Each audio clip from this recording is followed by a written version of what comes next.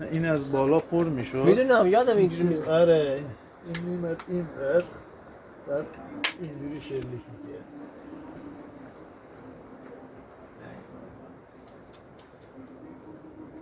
این بالاش هم که کلا با موی بز بافته شده، سیاه چادره عشایری تالشه. اینم جز مساکن تالشه، یعنی تو زندگی میکردن.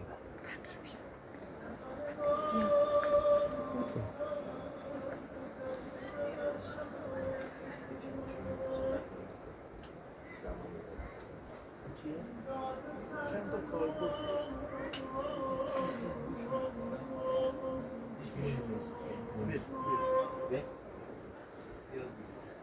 یکیش زمانی که میوه رو چیز میکرد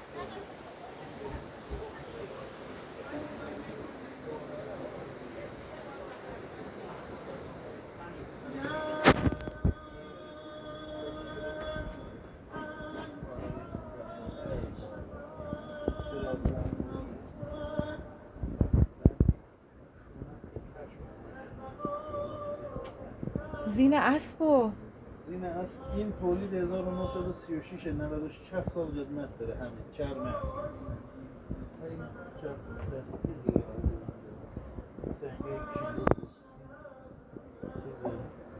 این که این سنگ آسیابه. این سنگ آسیابه.